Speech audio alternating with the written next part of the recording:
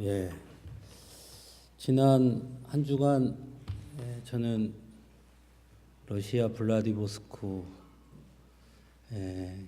우리 어르신들은 연해주라고 하면 더 잘 아시는 그곳을 다녀왔습니다. 오늘 이 찬양을 들으니까 그 생각이 나네요. 거기에는 이 지역에 김창식 선교사라는 분과 관계가 있는 곳입니다. 그분은 호남신학교를 졸업을 하시고 목사 안수를 받으신 이후에 러시아에 가서 선교 활동을 하게 됩니다. 선교 활동을 하던 중에 마약과 술에 찌들은 낭인이 교회에 와서 횡패를 부리자 그것을 제지하다 그만 그 낭인이 휘두른 칼에 목숨을 잃습니다. 그래서 우리 교단 러시아 첫 번째 순교자로 그렇게 지정이 되죠. 그 이후에 이 목사님이 돌아가시자 같이 사역을 하시던 사모님이, 물론 사모님도 여기 지역 분입니다. 남편의 사역을 이어서 선교 활동을 하던 중 본인이 유방암에 걸렸다는 사실을 알게 됩니다. 그래서 한국에 나와서 전대화순병원에서 유방암 치료를 받죠. 그렇게 한 6개월 받던 중에 이 사모님이 하나님이 부르신 자리를 떠나 내가 어찌 내 일생에 육신의 안위만을 구할 수 있겠느냐, 주변의 사람들이 만류함에도 불구하고 그 아픈 몸을 이끌고 다시 러시아로 들어가게 됩니다. 그곳에서 선교 사역을 감당하다 그만 그 암으로 인해서 돌아가시게 되죠. 그리고 그 두 분, 김창식 선교사와 그 사모님은 러시아 그 땅에 묻히게 됩니다. 처음에 그분들이 러시아 사람들에게 와서 주님의 사랑으로 당신을 사랑합니다라고 말할 때 러시아 사람들은 콧방귀를 꼈다 그래요. 그런데 그렇게 목숨까지도 아끼지 않고 자신들을 사랑하는 그 두 분의 모습에 감동을 받은 사람들이 복음을 받아들이기 시작을 하게 됐고요. 두 분의 그 사역을 알게 된 우리 총회에서는 그분들을 위해서 그분들의 순교 기념 교회를 그곳에 세우게 됩니다. 이번에 알게 된 더 놀라운 사실은 현재 그 교회를 담임하고 있는 새로 이제 사모님도 돌아가셨으니 그 다음에 그 일을 이어서 맡아 담당하고 있는 선교사가 누군가 하면 그 사모님의 형부입니다. 언니와 형부가 그것을 이어서 두 분이 사역을 하고 계셨습니다. 그 선교사님은 가서 이야기해 보니까 충청도 분이라고 그래서요. 저랑 반갑게 이야기도 나누었습니다. 나이가 꽤 많으세요. 그분은 아마 앞으로 한 7, 8년 있으면 은퇴를 하게 될 나이신 것 같은데요. 더 놀라운 사실은 그 순교하신 김창식 선교사님에게는 두 아들이 있었습니다. 바울과 바나바. 그런데 지금 큰 아들이 한국에 나와서 우리 장신대, 우리 교단 신학대학이죠. 거기서 지금 목회자 수업을 받고 있습니다. 수업을 다 마치고 나면 목사 안수를 받아서 다시 그 아들이 아버지가 묻혀 있는 곳, 아버지가 사역했던 그 러시아로 다시 가서 그 사역을 이어받을 것이다. 이렇게 이야기를 하시더라고요. 지금 맡아서 심호하시는 분은 이제 나이가 있으니 아마 그분이 은퇴하게 되면 다시 김창식 선교사님의 그 아들이 다시 그 뒤를 이어서 그곳에서 선교 사역을 하게 될 것이다. 그 이야기를 들으면서 정말 대단한 가족이구나. 온 가족이 러시아 선교에 온 목숨을 바치는 참 귀한 가정이구나. 그런 분들에 비하면 우리는 얼마나 편안하게 신앙생활을 하고 있으며 우리는 너무 쉽게 하고 있는 것은 아닌가 이런 생각을 하면서 참 위대해 보이기도 했고 또 한편으로는 제가 좀 초라해 보이기도 했고 그런 감동을 받았습니다. 오늘 우리 찬양대 찬양을 하니까 더욱더 그분들 생각이 나는 것 같아요. 그것이 정말 사명이 아닐까 싶습니다. 앞으로 여러분들도 기회 되시면 그것을 위해서 많이 기도해 주시면 감사하겠습니다. 오늘 우리에게 주신 말씀은 요한복음 7장 37절에서 39절 말씀입니다. 찾으신 줄 알고 제가 봉독합니다. 명절 끝날 곧 큰 날에 예수께서 서서 외쳐 이르시되 누구든지 목마르거든 내게로 와서 마시라. 나를 믿는 자는 성경의 이름과 같이 그 배에서 생수의 강이 흘러나오리라 하시니 이는 그를 믿는 자들이 받을 성령을 가리켜 말씀하신 것이라. 예수께서 아직 영광을 받지 않으셨으므로 성령이 아직 그들에게 계시지 아니하시더라. 아멘. 어느덧 5월이 훌쩍 지나고 6월을 맞이했습니다. 그러다 보니 어느덧 조금씩 무더위가 가까이 다가오고 있는 것을 느끼게 됩니다. 더위가 찾아오면 사람들이 가장 많이 찾는 것 중에 하나가 시원한 물 한 잔이죠.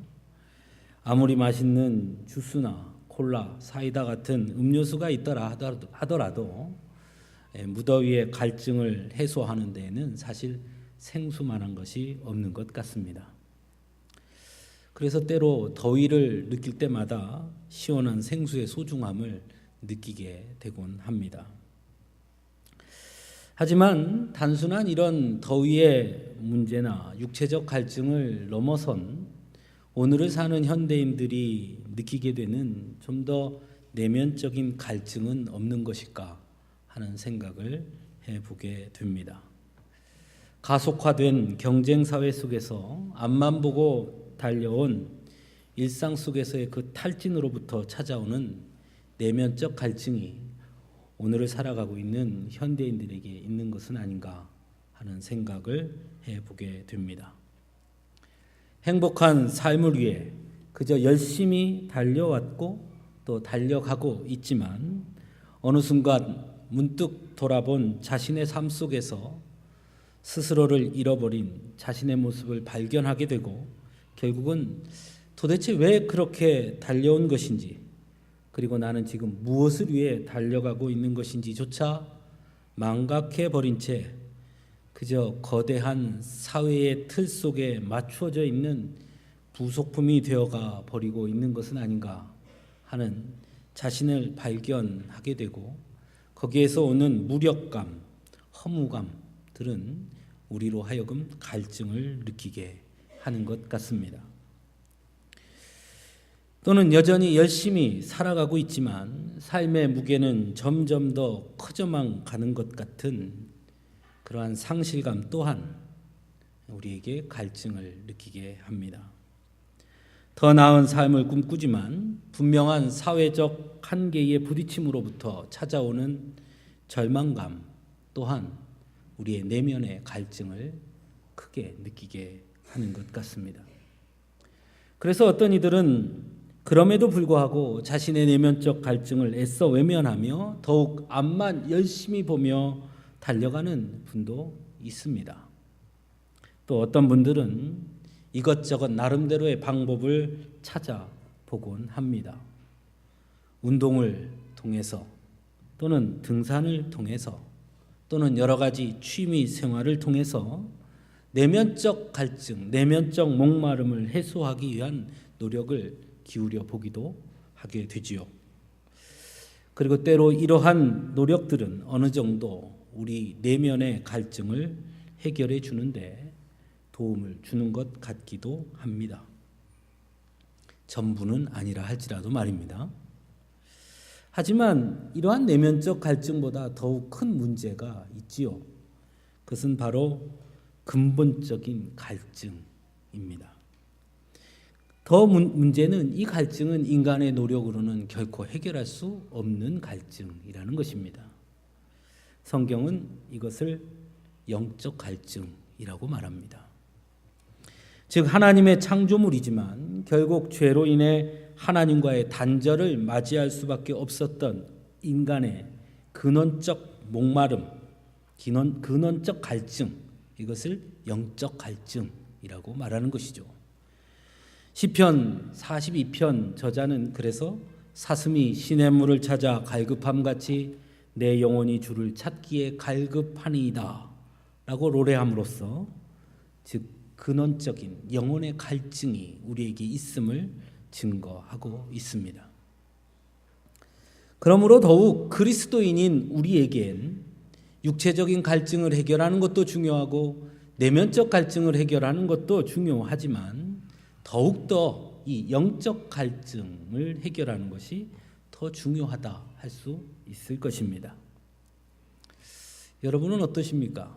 하나님을 향한 갈증이 없습니까? 그 문제를 우리가 해결해야 되지 않겠습니까? 오늘 본문에서 예수님은 누구든지 목마르거든 내게로 와서 마시라 이렇게 말씀하고 있습니다. 여기서 알 수 있는 것은 예수님께서도 예수님 당시의 사람들의 목마름을 알고 계셨다라는 사실입니다. 그러니까 내게 와서 마시라 하신 것이죠. 그도 그럴 것이 예수님 당시의 사람들의 삶은 오늘을 사는 현대인들보다 더욱 힘겨운 삶을 살았으니 말입니다. 나라를 잃었고 주권을 잃었고 로마의 지배 아래에서 수많은 압제 속에서 살 수밖에 없었으니 그들이 느끼는 갈증이 얼마나 컸겠습니까? 더더욱 그러한 상황을 스스로 개인이 해결하는 것은 거의 불가능했으니 거기에서 주어지는 그 목마름은 극에 달했을 것입니다. 그저 막연히 메시아가 와서 자신들의 목마름을 해결해 줄 것이라는 것, 그것을 기대할 수밖에 없는 그런 상황이었죠. 그래서 그들이 느끼는 표면적 갈증은 대단했을 것입니다. 내면적 갈증은 어떠했겠습니까?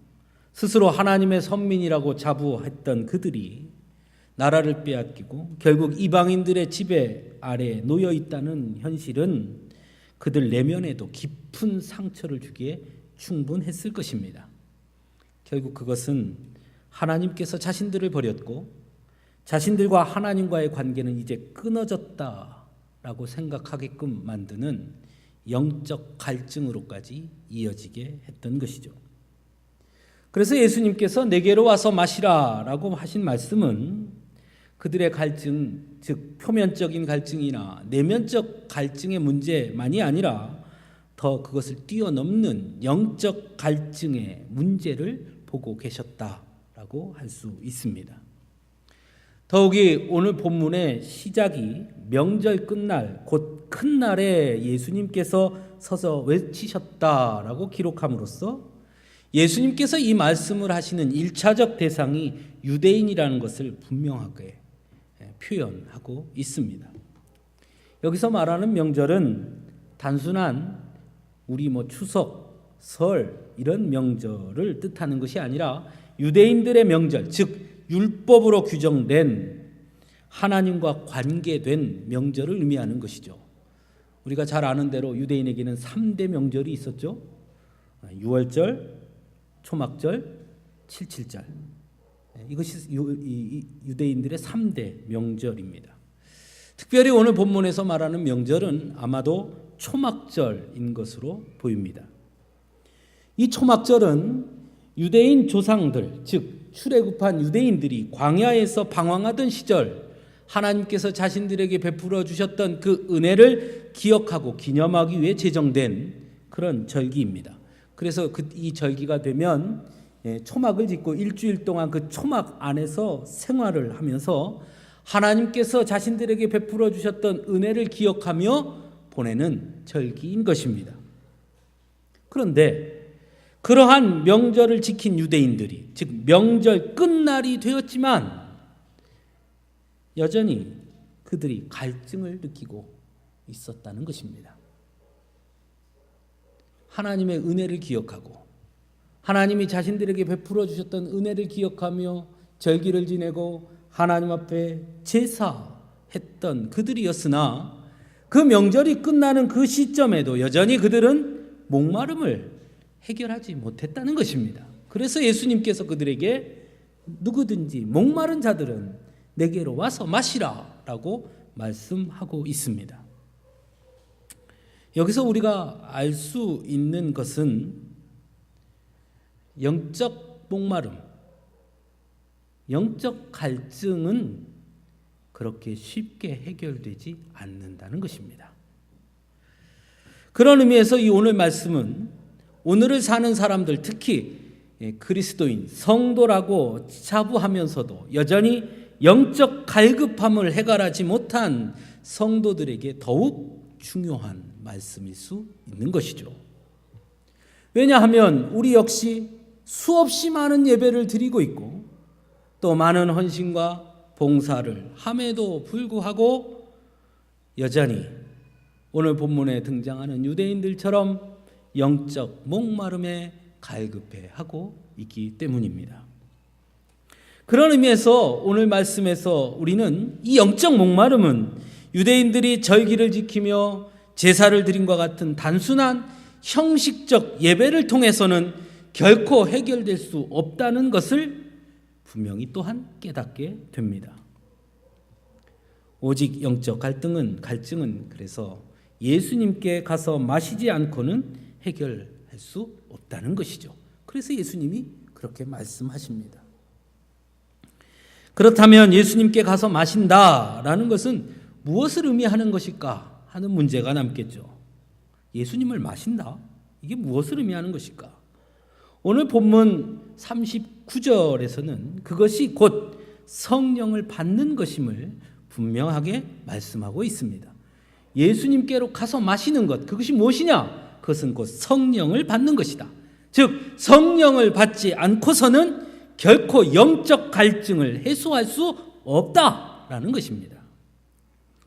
하지만 문제는 그것을 안다 할지라도 그러면 성령을 받는다는 게 무엇이냐 하는 문제가 또 남겠지요. 사실은 오늘날 우리가 갖고 있는 많은 신앙의 어떤 명제들 중에서도 가장 편협된 또는 오해되고 있는 명제 중에 하나가 성령이 아닌가 하는 생각을 해볼 때가 있습니다. 흔히 성령이라고 말하면 구체적이고 실제적인 것이 결여된 채 그저 신비로운 체험 또 신비로운 현상으로 이해하는 경우가 많기 때문이죠. 그런 면에서 오늘 본문을 통해서 예수님께서 말씀하시는 성령을 받는다는 것, 그것이 무엇인지 분명하게 아는 것은 더더욱 중요하다 할 수 있습니다. 먼저 앞에서 말씀드린 것처럼 오늘 본문에서 지적하는 것처럼 영적 갈증을 해결하기 위해 그리고 성령을 받기 위해서는 예수님께 가야 한다라는 것입니다. 많은 분들이 성령 받으면 기도하면 된다 이렇게 말하거든요. 그것도 맞는 답입니다. 하지만 요한복음은 철저하게 성령을 예수님과 연결하여 말씀하고 있습니다. 요한복음 16장 7절입니다. 예수님이 이렇게 말씀합니다. 내가 떠나는 것이 너희에게 유익이라. 내가 떠나가지 아니하면 보혜사가 너희에게로 오시지 아니할 것이요 가면 내가 그를 너희에게로 보내리니 말씀합니다. 또 오늘 본문 39절에서도 예수께서 아직 영광을 받지 않으셨으므로 성령이 아직 그들에게 계시지 아니하더라 라고 말씀합니다. 즉 성령은 예수님의 가심과 연결되어 있습니다. 예수님의 승천, 예수님께서 하늘 보좌 위로 올라가심과 성령이 연결되어 있는 것이죠. 그러니까 이 말씀을 그대로 설명하면 좀 구조가 이상해집니다. 예수님께로 가야 성령을 받는데 그런데 성령은 예수님이 없어야 받는다는 겁니다. 그러니까 구조적으로 그것은 매우 연결이 되지 않는 이야기죠. 그렇게만 보면 이해가 잘 되지 않습니다. 그래서 오늘 본문에는 그것을 설명하는 키가 있습니다. 예수님께 간다는 게 뭐냐?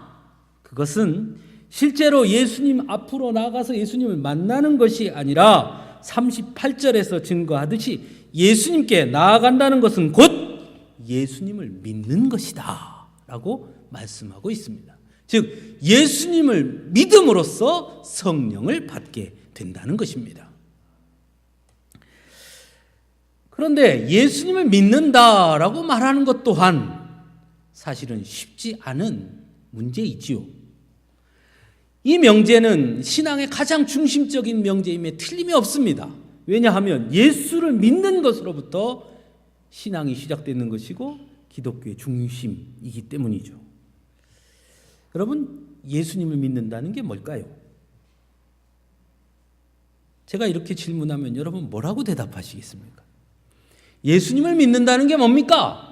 참, 목사님도 믿는 게 믿는 거지 믿는 게 뭐냐고 물으면 그걸 어떻게 답을 합니까? 믿는 거 몰라요? 믿는 거? 믿는 거요, 믿는 거. 그러니까 그 믿는 게 뭐냐니까요. 그러니까 믿는 거요. 이렇게 밖에 답을 못하지요. 성경에서 특별히 복음서가 우리에게 가르쳐주는 예수님을 믿는다는 것, 그것이 무엇이냐에 대해서 성경은 그것은 단순히 사람과 사람 사이에 계약을 맺고 그 사람을 신뢰하고 그 사람을 지지하는 그런 피상적 신뢰를 뛰어넘는 것, 그 정도의 신뢰가 아니라 오히려 예수님을 믿는다는 것은 예수님이 구원자라는 것, 예수님의 십자가 그리고 그 죽음 그리고 부활을 통해 우리를 구원하셨다는 것, 그 구원의 역사와 그 구원의 내용을 믿는 것, 그래서 그 믿음이 단순한 선언으로 그치지 아니하고 삶의 고백과 흔적으로 나타나는 것, 그것이 곧 예수를 믿는 것이다 라고 우리에게 가르쳐주고 있습니다.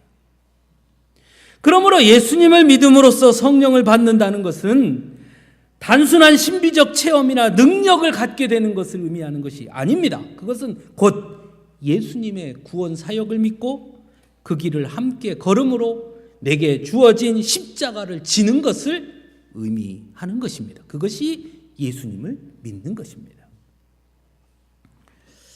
사랑하는 성도 여러분, 여러분은 모두 예수님을 믿는다고 말하고 고백하시는 분들인 줄로 믿습니다. 그리고 그 고백은 결코 거짓이 아니라고 저도 확신합니다. 저도 그렇게 고백합니다. 결코 거짓이 아닙니다. 정말 그렇게 고백합니다. 저는 예수님을 믿습니다. 정말입니다. 틀림없습니다. 거짓말 아닙니다. 하지만 그 믿음이 삶의 고백과 나의 삶의 흔적으로 나타나는 믿음이냐라고 물으면 그러면 쉽게 대답하기 어려운 것 또한 사실입니다. 언제부턴가 우리의 믿음은 너무나 피상적이고 선언적인 것으로 변해버린 것은 아닌가 하는 생각을 할 때가 있습니다. 예수님을 믿는다고 말하지만 실상 우리의 삶의 방향은 예수님이 걸어가신 삶과는 정반대 방향을 향하고 있을 때가 더 많기 때문이죠. 예수님의 이름으로 기도하면서 더 많은 소유와 더 큰 성공만을 빌고 기대합니다. 오히려 내게 오는 십자가를 물려달라고 기도합니다. 예수님께서 걸었던 그 십자가의 길을 자꾸 외면하려고만 합니다. 내가 져야 할 내 십자가까지도 예수님께 짊어지우고 그저 나는 꽃길만 걷고자 합니다. 좁은 길은 예수님께서 걸으시고 나는 넓은 길만 걷겠습니다 합니다. 그리고 그것이 축복인 것 마냥 자랑하고 그것만을 부러워합니다.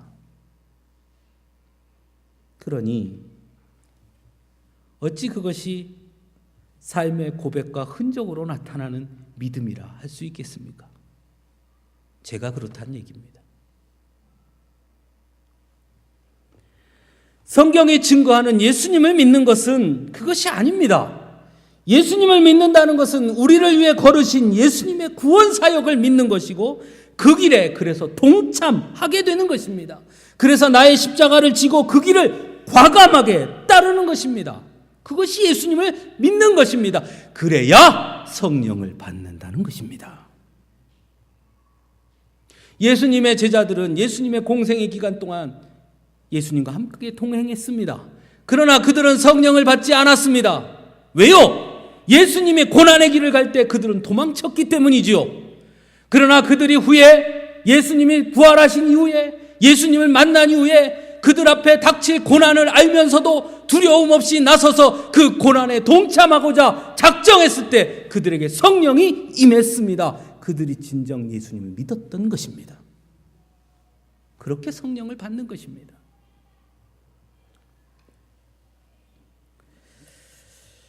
두 번째로 오늘 본문에서 성령을 받으면 생수의 강이 흘러나온다 라고 말씀합니다.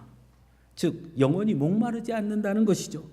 단순히 한 번의 갈증의 해소로 그치는 것이 아니라 끊임없이 생수의 강이 흘러 넘친다는 것입니다. 성령은 신비한 체험만을 의미하는 것이 아니죠.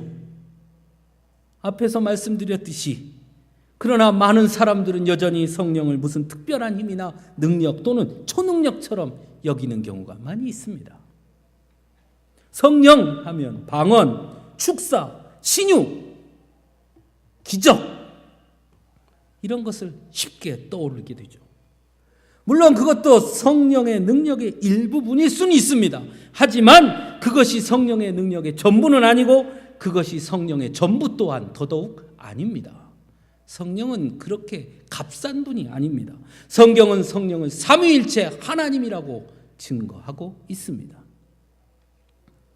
무엇보다 오늘 본문에서 예수님은 성령을 받으면 그 받은 우리 자신이 생명의 강이 될 것이라고 분명히 말씀합니다. 오늘 본문 말씀을 좀 풀어서 해석하면 이런 뜻입니다. 목마른 사람들아 예수님께 나오라. 그러면 목마름을 잠시 면할 영적인 음료수를 그에게 건네줌으로 잠시 면하는 것이 아니라 오히려 성령을 통하여 영원한 생명이신 하나님의 역사에 참여하게 될 것이고 그러므로 풍성한 생명의 물이 그들을 통하여 흐르고 또 흐르게 될 것이다. 그것이 오늘 본문의 말씀입니다. 그러므로 성령을 받는다는 것, 그것은 신비한 체험을 하거나 신비한 능력을 갖는 것이 아니라 곧 하나님의 마음을 알게 되는 것이고 하나님의 계획에 동참하게 되는 것이고 더 나아가 내 안에 하나님의 내주하심을 깨닫게 되는 것이고 그러므로 사도 바울이 고백한 것처럼 이제는 내가 사는 것이 아니오 오직 나의 주인이신 하나님 성령님의 뜻대로 살게 되는 것, 그것이 성령을 받는 것, 그것이 성령을 받음으로 생수의 강이 흘러 넘치는 것입니다. 하나님은 인간을 구원하시기 위해 스스로 이 땅에 내려오셨습니다. 죄의 종으로 살던 인간을 결코 스스로 죄의 굴레에서 벗어날 수 없는 인간을 죄의 사슬에서 풀어주셨습니다. 그 일을 위해 십자가의 고난을 받으셨고 그 일을 위해 죽으셨습니다. 그러므로 누구든지 예수 그리스도를 믿기만 하면 인간은 죄로부터 해방되며 의의 종으로 자유자로 하나님의 자녀로 살게 되는 것입니다. 예수님은 거기서 끝내지 아니하시고 장사된 지 3일 만에 부활하심으로 영원한 생명의 첫 열매가 되어주셨습니다. 그리고 그 영원한 생명을 위해 살도록 우리에게 보혜사 성령님을 보내주셨습니다. 죄로부터 해방된 인간이 하나님의 나라를 향해 영원한 생명을 향해 나아가도록 보혜사 성령께서 예수 그리스도를 믿는 자들의 중심에 내주하심으로 예수님이 걸어가신 그 길을 끝까지 걸을 수 있도록 하신다는 것입니다. 그러므로 성령을 받는다는 것은 예수님의 길을 걷는다는 것입니다.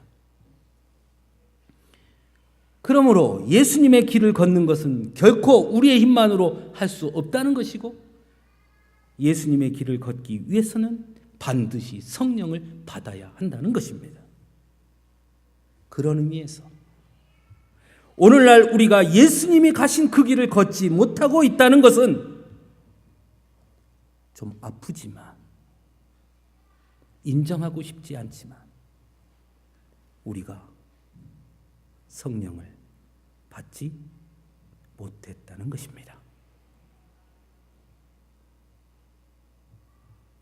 성령이 우리 안에 계시면 예수의 길을 걷게 되는 것입니다. 성령은 우리로 하여금 하나님을 알게 하는 영이고 생명의 영이고 하나님의 영이고 하나님의 뜻을 알게 하는 영이고 하나님의 길을 걷게 하는 영이시기 때문입니다. 그러므로 성령을 받은 자는 하나님의 길을, 예수님의 길을 외면할 수 없는 것입니다. 사랑하는 성도 여러분, 여러분은 어떠십니까? 여러분의 영적 갈증은 해결되셨습니까? 그냥 이렇게 살아도 괜찮겠습니까? 명절 끝날 일주일간 명절을 지냈지만 여전히 목마름을 해결하지 못한 유대인들의 모습이 혹 우리의 모습은 아닙니까? 하나님을 알고 하나님을 믿으며 하나님이 베풀어 주신 은혜도 알지만 그렇지만 여전히 해결하지 못한 영적 갈증이 우리에게 있지는 않습니까? 우리의 힘으로는 결코 그 목마름을 해결할 수 없습니다. 그 목마름은 오직 성령을 받을 때만 해소할 수 있습니다. 그러므로 우리는 성령을 받아야만 합니다. 그래서 예수님께 또 나가는 것입니다. 그래서 예수님이 우리에게 보여주신 십자가 앞에 엎드릴 수밖에 없는 것입니다. 그 길이 나를 향한 길이라는 걸 인정할 수 있어야 합니다. 단순히 사실로 인지하는 것으로 그치는 것이 아니라 이제는 나도 그 길을 따라 걸어야 하는 것입니다.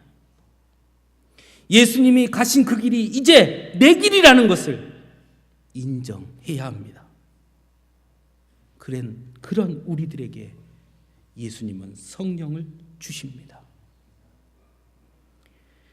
내게 오신 성령은 그리고 우리로 하여금 그 길을 끝까지 걷도록 합니다. 내가 그 길을 걷기로 결단하고 다짐하고 그래서 주님 앞에 엎드리면 성령이 내게 오실 것이고 성령이 나로 하여금 그 길을 끝까지 걷도록 인도해 주시는 것입니다. 그 길은 사람들이 보기에는 좁은 길일 것입니다. 그 길은 고난의 길일 것입니다. 그 길은 십자가의 길일 것입니다. 때로는 나의 십자가를 지는 길일 것입니다.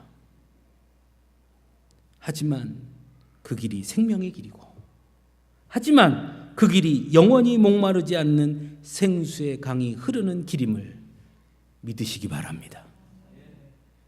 우리는 그 길을 가야 합니다. 힘겹더라도 그 길을 가야 영원한 생명을 얻는 것입니다. 사랑하는 성도 여러분, 예수님은 오늘도 이 자리에 있는 우리들에게 생수가 흐르는 그 길, 영원히 목마르지 않는 그 길을 걷자고 손을 내밀고 초청하십니다. 이제 우리가 대답할 차례입니다. 아니요, 주님. 아직은 혼자 가세요. 나는 일로 갈랍니다. 하시겠습니까? 아니면 예, 주님. 저도 가렵니다. 나 혼자는 못 가오니 주님, 내게도 성령을 부어 주옵소서. 그래서 내 안에 계시는 내주하시는 성령의 은혜로 성령의 능력으로 나도 주님이 가신 그 길을 따라 걸으렵니다. 그래서 영원한 생명의 첫 열매 되신 우리 주님 따라 나도 영원한 생명을 얻게 되기를 원합니다. 주님, 나도 그 길을 가렵니다. 그렇게 고백해야 되지 않겠습니까? 사랑하는 성도 여러분, 우리 주님이 오늘 우리에게 주시는 말씀 사랑하는 자녀들아, 성령을 받으라. 함께 기도하겠습니다.